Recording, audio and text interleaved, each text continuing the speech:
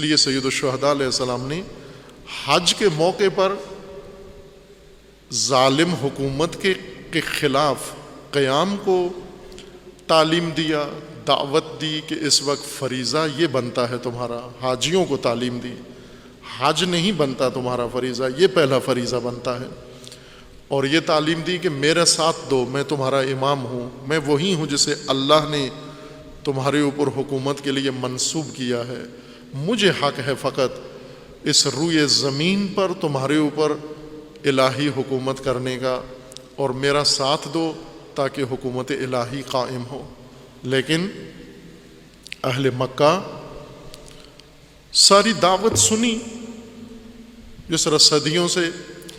خوب سن رہے ہیں، سارے سن رہے ہیں۔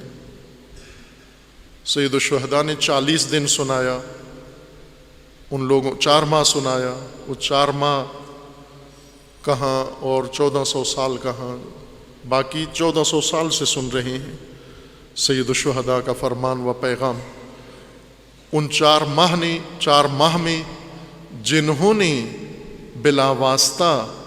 سید الشہداء علیہ الصلاۃ والسلام سے سماعت کیا سب کچھ، انہوں نے بھی کوئی رد عمل نہیں دکھایا، فقط سن لیا، سنتے تھے باقاعدہ، سن کے نماز پڑھ کے گفتگو سن کے التماس دعا کہہ کے پھر اپنے اپنے کام میں لگ جاتے، جس کو حج کرنا تھا حج پہ چلا جاتا، جس کو عمرہ انجام دیتا عمرہ پہ چلا جاتا، جس کو تجارت کرنا ہوتی دکان پہ چلا جاتا، جس کو سفر کرنا ہوتا وہ سفر پہ نکل کھڑا ہوتا، جس کو گھریلو کام تھے اسے گھریلو کاموں میں مصروف ہو جاتا، جیسے اور کوئی مصروفیت تھی،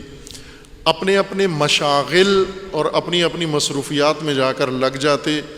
سنتے تھے اور سن کے انسنا کر دیتے تھے، سن کے کأن لم یکن کر دیتے تھے۔ 1400 سال سے یہی ہو رہا ہے، سن رہے ہیں، مجالس میں سن رہے ہیں، حسینیت کو سن رہے ہیں، قیام کربلا سن رہے ہیں، قربانیوں کا ذکر سن رہے ہیں، ان کا مقصد سن رہے ہیں، شہادتیں سن رہے ہیں، اور سن کر اپنی اپنی مصروفیات میں پھر مصروف ہو جاتے ہیں اگلے سال کے لیے۔ بلکہ بہت ہی خوبصورت اشعار اور عقیدت بھرے جملوں کے ساتھ اٹھ کے چلے جاتے ہیں۔ اہل مکہ سید الشہداء سے اٹھ کے چلے جاتے تھے، وہ اتنے خوبصورت انداز سے نہیں جاتے تھے جتنے خوبصورت انداز سے آج کے لوگ جاتے ہیں یا 1400 سال میں جاتے ہیں۔ یہ تو باقاعدہ خوبصورت آواز میں ترنم کے ساتھ، عقیدت کے ساتھ، احترام کے ساتھ وداع بھی کرتے ہیں سید الشہداء کو کہ ٹھیک ہے آپ چلے جائیں، اب ہم سلام آخر کہتے ہیں آپ کو، اگلے سال اگر پھر توفیق ہوئی دوبارہ آئیں گے، پھر یہ گریہ وزاری آپ پر کریں گے، اگر اگلے سال نہ آ سکے تو یہ اپنا سلام آخر ہے، اسی کو اپنا طرف سے آخری سلام سمجھے اور اسی پہ اکتفا کریں،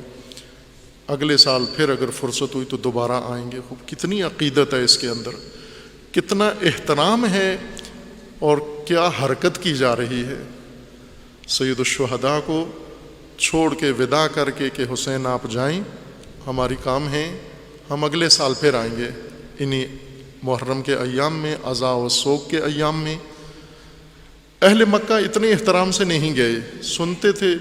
اٹھ کے چلے جاتے تھے اور اپنے کاموں میں عبادت و غیر عبادت میں مصروف ہو جاتے۔